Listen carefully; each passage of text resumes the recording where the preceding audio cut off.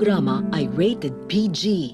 Ito ay nangangailangan ng patnubay at gabay ng magulang para sa mga batang manonood.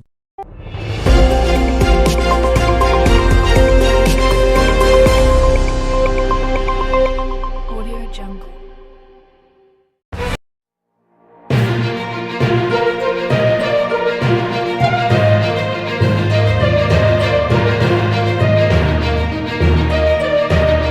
Magandang araw! Maayong buntag! Good morning! Mapyabang kita! Luzon, Visayas at Mindanao! At buong mundo! College News! Mata ng bayan, boses ng katotohanan. 24 oras sa pagbibigay ng balita sa inyong telebisyon.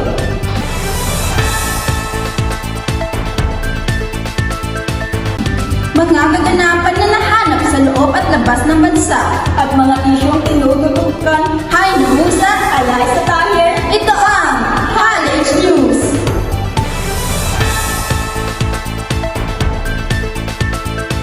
All facilities sa Middle East ang pinuntirya sa gitna ng mahigit isang linggo ng krisis doon. Sa gitna nito, hinirang ang bagong supreme leader ng Iran. Para sa mga ulo ng mga balita, presyo ng langis posibleng tumaas pa sa mga darating na linggo.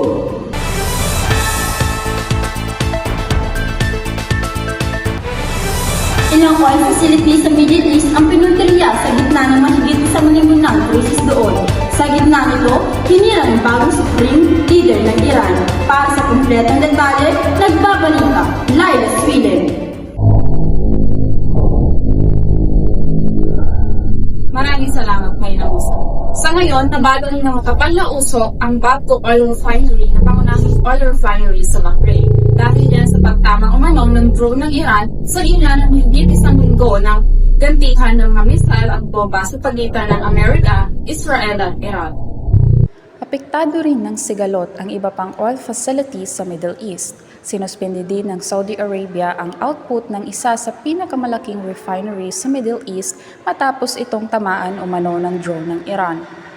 Ang Kuwait Petroleum Corporation nagbawas ng oil output nitong Sabado dahil hindi makadaan ang mga barko sa Strait of Hormuz na dinadaanan ng 1/5 ng krudo at liquefied natural gas na kinukonsumo sa mundo. Dahil dyan, sumisipa ang presyo ng krudo sa world market. Sa kabisera ng Iran, nagkasunog sa mga oil depot na tinamaan sa gitna ng airstrike ng Israel. Ayon sa Iran, 4 na empleyado ang patay. Iit ng Israel, ginagamit umano ang langis sa mga pag-atake ng Iran sa kanila. Sa Central Israel, isa ang naiulat na patay sa panibagong missile attack ng Iran. Umalingaw-ngaw pa rin ang mga warning siren sa iba pang bahagi ng Israel. Sa Lebanon, patuloy rin ang airstrikes ng Israel laban sa grupong Hezbollah na kaalyado ng Iran. Sa tala ng Health Ministry ng Lebanon, halos 4 na ang patay sa mga airstrike ng Israel. Sa Iran, mahigit 1,000 na ang nasawi ayon sa non-profit group na Red Crescent Society. Kasama rito ang mahigit 100 anilay na patay nung tamaan ng missile ang isang paaralan noong February 28. Sa Israel, di bababa sa 11 patay sa magkahiwalay na pag-atake kabilang ang isang Pilipina. 2 pang sundalo nila ang nasawi sa Lebanon. Merong ding mga nasawi sa Iraq, UAE, Syria, Saudi Arabia, Bahrain, Kuwait at Oman. Inanunsya na ng Iran na magiging kapalit ni Iranian Supreme Leader Ayatollah Ali Khamenei na nasawi sa pag-atake ng Amerika at Israel noong February 28. Yan ang 56 na taong gulang na anak niyang si Mujtaba Khamenei na isa ring Shia cleric at napaulat na may suporta mula sa security forces at business network sa Iran. Dati nang sinabi ni US President Donald Trump na hindi magtatagal ang isang Iranian leader na hindi umano aprobado ng Amerika. Sa isa pang panay pagkatapos pangalanan ng bagong supreme leader ng Iran, sinabi ni Trump na tingnan na lang kung ano ang mangyayari. Dagdag ni Trump, ang anumang pagtatapos sa giyera ang magiging mutual decision nila ni Israel Prime Minister Benjamin Netanyahu. Ang Israel naman, sinabi na dati na tatargetin nito kung sino man ang mapili na bagong supreme leader. Mula nang sumiklab ang krisis, halos 4 na OFW at 12 dependent nila ang napauwi sa Pilipinas mula sa gitnang silangan.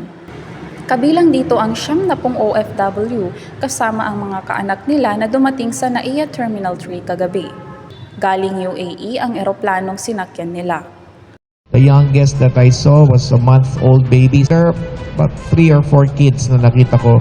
And we met a couple, senior citizens who are parents of an OFW. So yun, counted yung dalawang yun as dependents. Ang ilan sa mga OFW ay galing Bahrain at Saudi Arabia. Maraming salamat sa inyong Laila na balik sa'yo, Hainam.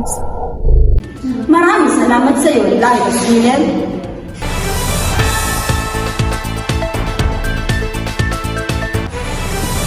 Posibleng umabot ng 90 pesos ang bawat litro ng gasolina at diesel dahil sa gulo sa Middle East. Ang mga gasolinahan, magkikiusapang gawin utay-utay ang oil price hike.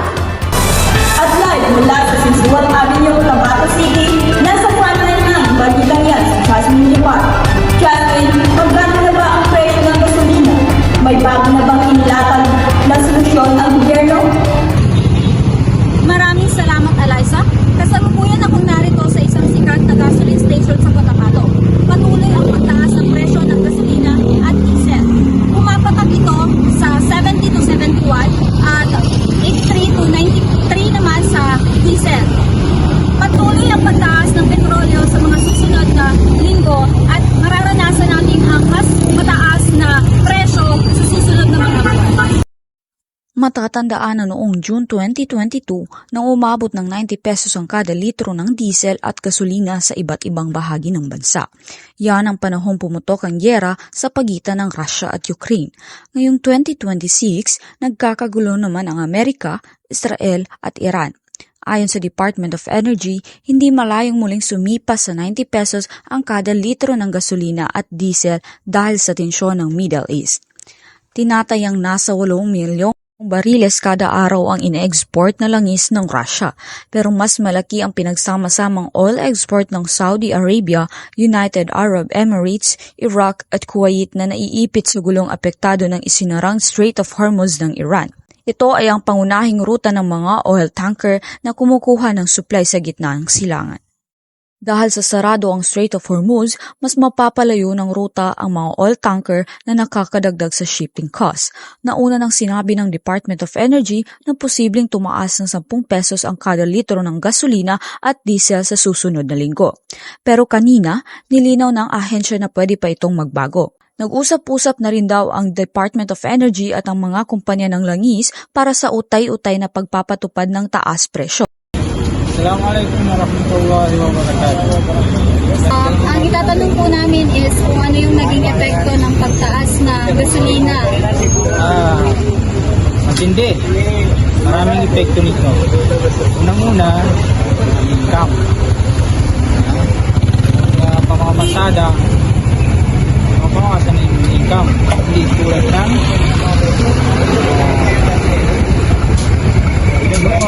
una, na income. Dalawa, yung mga items, mga mataas yan. Mga bigas, mga isda, kulay, tataas yan. Sasama yan sa pagtaas ng langis. So, lahat yung mga dito, mga items, lahat ang bibiliin. Sasama yan sa pagtataas ng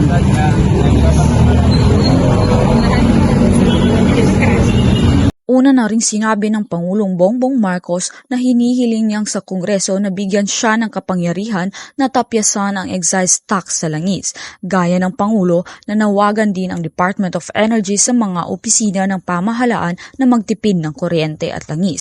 Maraming salamat. Balik sa inyo, Eliza. At maraming salamat sa iyo, Jasmine Jepar. Mata ng bayan, boses ng katotohanan, 24 oras sa pagbibigay ng balita sa inyong telebisyon. Mga kaganapan na nahanap sa loob at labas ng bansa at mga isyong tinututukan